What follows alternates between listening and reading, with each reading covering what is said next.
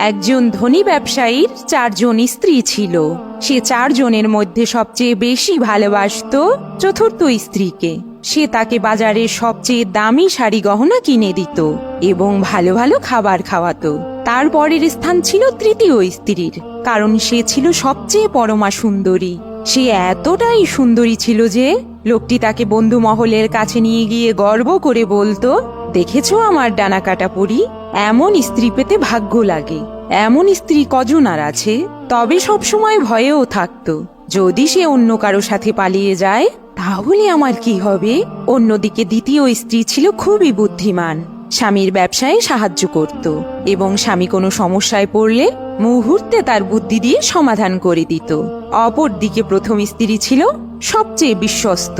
সে স্বামীর খেদমত করা থেকে শুরু করে ঘরের সমস্ত কাজকর্ম করত এবং স্বামীর ধন সম্পদও আগলে রাখত। তবুও স্বামী তাকে পছন্দ করত না, সারাক্ষণ অবহেলাই করত। একদিন লোকটি হঠাৎ অসুস্থ হয়ে পড়ল। সে বুঝতে পারল, আমি তো বেশি দিন বাঁচব না, কিন্তু আমার এত ধন সম্পদ, বিলাসবহুল বাড়ি গাড়ি, 4 জন স্ত্রী, অথচ আমার মৃত্যুর পর আমি তো একা হয়ে যাব। এই কথা ভাবতে ভাবতে সে তার চতুর্থ স্ত্রীকে ডেকে জিজ্ঞেস করলো, শোনো, আমি তোমাকেই সবচেয়ে বেশি ভালোবেসেছি, ভালো ভালো খাইয়েছি, ভালো মানের পোশাক পরিয়েছি, তোমার সকল আবদার পূরণ করেছি, কিন্তু এখন আমি মারা যাচ্ছি। আমার মৃত্যুর পর তুমি কি আমার সাথে থাকবে? চতুর্থ স্ত্রী বলল, কখনোই না, মরার পর কেউ কি কারো সাথে থাকে? এই বলে সে হন হন করে চলে গেল। এ কথা শুনে লোকটি ভীষণ আঘাত পেল।